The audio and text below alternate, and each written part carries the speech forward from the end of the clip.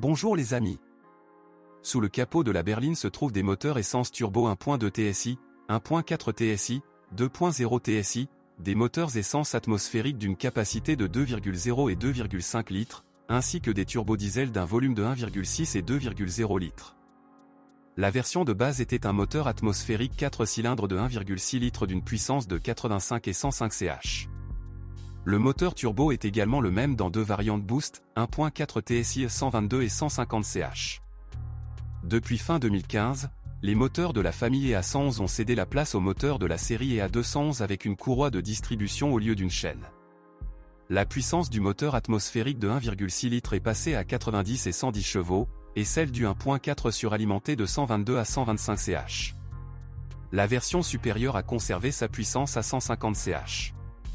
Le moteur essence atmosphérique de 1,6 litres est généralement fiable.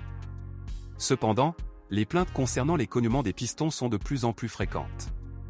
Le problème est bien connu des propriétaires de la berline Volkswagen Polo équipée du même moteur.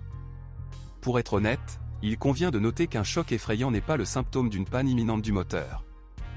De nombreux conducteurs de longue distance, taxis, etc., ont parcouru plus de 200 000 km avec ce son sans grosse réparation moteur. Cependant, en contactant le centre de service officiel, le moteur a été changé. Plus tard, ils ont publié un bulletin technique expliquant la raison du cognement, les dépôts de carbone qui doivent être éliminés.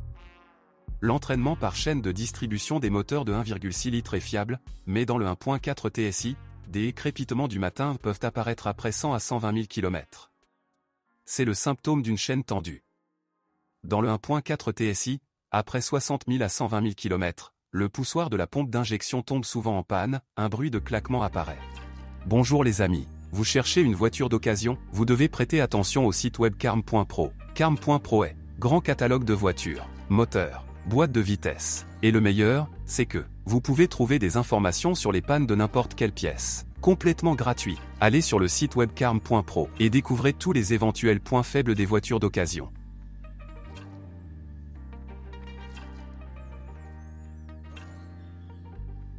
À peu près au même moment, la pompe à carburant dans le réservoir peut également lâcher. Les propriétaires de voitures équipées de 1,4 TSI ont également dû faire face au remplacement de la turbine en raison du blocage de l'actionneur. La chose la plus désagréable qui puisse arriver à la série 1.4 TSI et EA111 est peut-être l'épuisement ou la fissuration des pistons.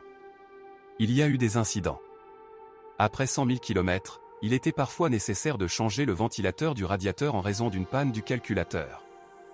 L'unité de commande est livrée avec un grand ventilateur. La pompe est un point faible de tous les moteurs Volkswagen. Il peut fuir ou faire du bruit après 60 000 à 120 000 km. Les problèmes courants mais pas courants incluent la buée et les fuites du joint d'huile de vilebrequin. Des épisodes ont été enregistrés dans une plage de 100 à 150 000 km. En termes de consommation de pétrole, il n'y a pas de problème généralisé. Seuls quelques-uns le revendiquent. Le cliquetis caractéristique des tuyaux de carburant hantait toujours les propriétaires de la 6e Jetta. Heureusement, la maladie ne provoque qu'un inconfort acoustique et peut être facilement éliminée. Le 1.6 était associé à une transmission manuelle à 5 vitesses et 1,6/110 ch également avec une boîte automatique à 6 vitesses. Le 1.4 TSI était associé à une transmission manuelle à 6 vitesses ou à une DSG à 7 vitesses. Plus tard, le 1.4 TSI de 150 chevaux a été associé exclusivement au DSG7. Le robot DQ200 à 7 vitesses avec embrayage à sec est conçu pour un couple jusqu'à 250 Nm. La boîte a été constamment modernisée et après 2014, les problèmes ont diminué, l'embrayage et l'unité mécatronique ont été repensés. La garantie DSG est de 5 ans ou 150 000 km. Il y avait aussi des problèmes avec la transmission manuelle, les roulements étaient usés. Le plus souvent, l'attaque s'est produite après 200 à 250 000 km. La transmission automatique ES 109G était peut-être la plus sans problème. Ce n'est qu'occasionnellement que nous recevons des plaintes concernant des retards lors du passage de la première à la deuxième vitesse ou un passage quelque peu difficile de la deuxième à la troisième. Initialement, dans les jets 1.6 atmosphériques, une poutre de torsion était installée à l'arrière et dans les voitures équipées d'un moteur turbo, une poutre multibras. Depuis 2013, quel que soit le moteur, un système multibras est utilisé. La suspension de la Volkswagen Jetta 6 est assez durable. Cependant, cela dépend beaucoup des conditions de fonctionnement. Pour certains, cela a duré plus de 150 000 km jusqu'à la première grosse réparation. Et d'autres, sans parcourir 100 000 km, ont changé les amortisseurs, les butées et les cils en bloc des leviers avant. Dans les voitures assemblées au Mexique, les ressorts éclatent parfois. Mais la crémaillère de direction peut commencer à cogner après 40 000 à 60 000 km. Même après avoir remplacé le rack sous garantie, le bruit de cognement peut réapparaître après un certain temps. Les services spécialisés dans la réparation de crémaillères proposent de changer les crackers ou de les remplir de lubrifiant. Il n'y a pas encore de problème avec la peinture de la carrosserie de la Jetta. La seule chose qui peut décevoir est le revêtement chromé des éléments décoratifs extérieurs. De temps en temps, les propriétaires constatent une buée sur les optiques avant ou l'apparition de petites fissures dans le vitrage. Certains propriétaires de voitures se plaignent du hurlement du compresseur de climatisation. Lorsque vous contactez un centre de service officiel, le compresseur est généralement remplacé sous garantie. Mais bientôt les hurlements reviennent. D'autres ne prêtent aucune attention aux bruits parasites et le compresseur continue de fonctionner correctement. Souvent, le câblage du faisceau électrique posé le long de la charnière gauche du couvercle du coffre se brise. En conséquence, des dysfonctionnements surviennent dans le fonctionnement des feux arrière et du verrouillage du couvercle.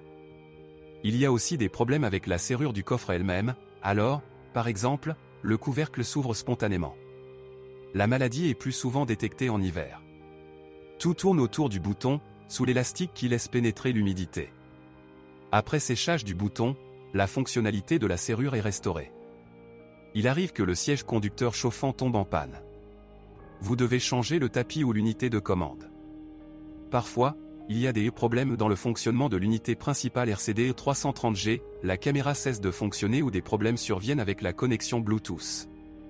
Revendeur, si des problèmes sont détectés, mettez à jour le logiciel ou changez l'unité principale. Après 4 à 5 ans, généralement en hiver, l'essuie-glace cesse parfois de fonctionner. La raison en est la pénétration d'humidité et le gel. Dans le même temps, le lubrifiant perd sa plasticité.